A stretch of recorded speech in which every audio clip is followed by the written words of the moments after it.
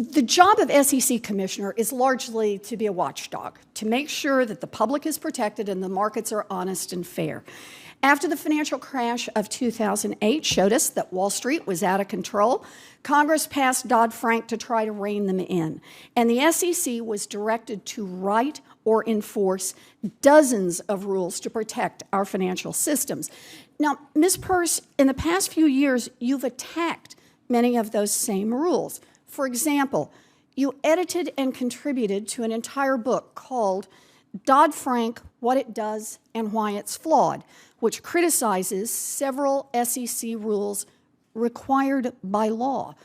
You wrote that the Volcker Rule, one of the key provisions to deal with too big to fail, quote, requires regulators and industry to pour countless hours into an effort that may end up impairing rather than shoring up our financial institutions and our markets.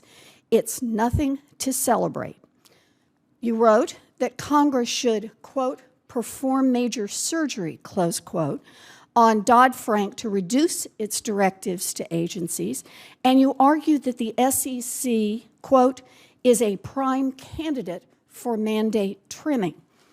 You have described the CEO pay ratio disclosure rule and the conflict minerals disclosure rule, two SEC rules that are required by Congress as, quote, pointless Dodd-Frank mandates. What you propose, as best I can tell from your writings, is less oversight of big banks, fewer efforts to rein them in, more chances for them to take on big risks, boost their profits, and if things go wrong, come crying to the government for another bailout. Now, you are certainly entitled to your opinion and to express it as loudly as you want.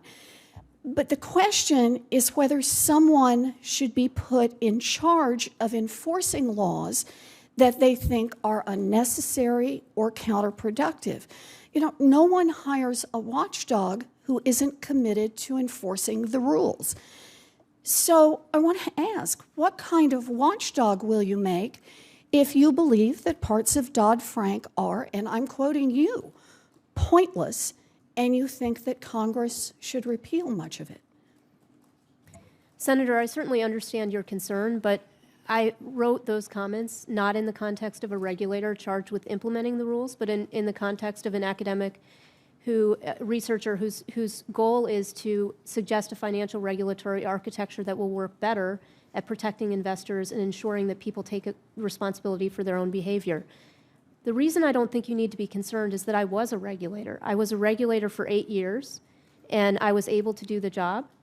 And certainly in asking you to confirm me for this job, I'm not asking you to confirm me to not implement rules, but to implement rules. And in fact, the time that I spent here on the staff was very useful in teaching me the importance of regulators adhering to what Congress tells them to do. Now, I don't think there's anything wrong with a regulator saying, we're going to do this as you asked us to do. We do have concerns, but we're going to do this. And that's what I would do if I were there. I would work on implementing the rules as best as they could be implemented and pointing out where I thought there might be issues that Congress should look at again. But until Congress looks at those again, the responsibility of the agency is to enforce the rules. Well, I have to say, I assume anyone who wants the watchdog job would say exactly that.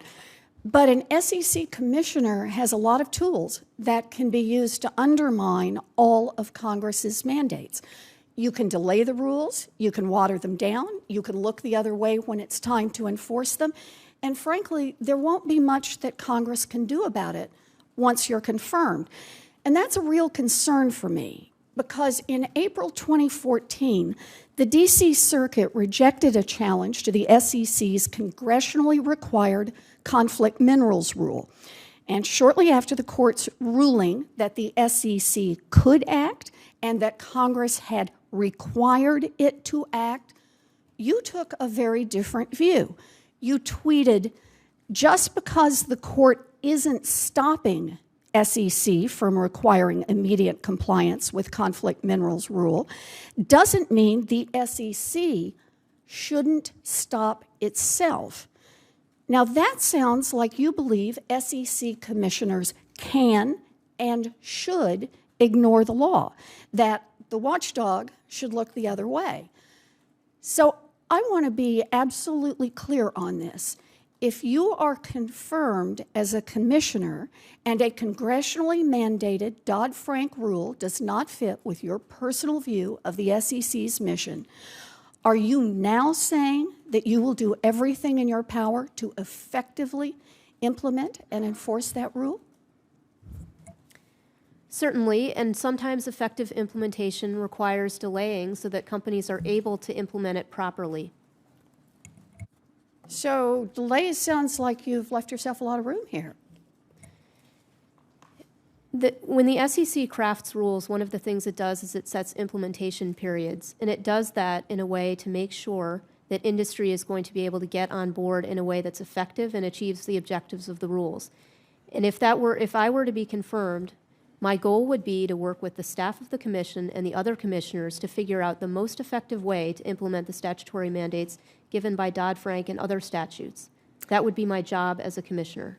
Thank you.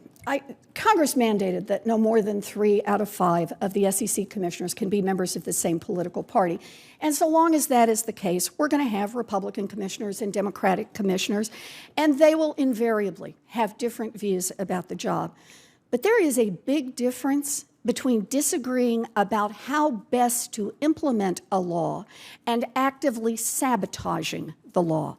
Advice and consent is about making individualized, good faith judgments, and I think your record gives the American people reason to be concerned about your nomination. Thank you, Mr. Chairman.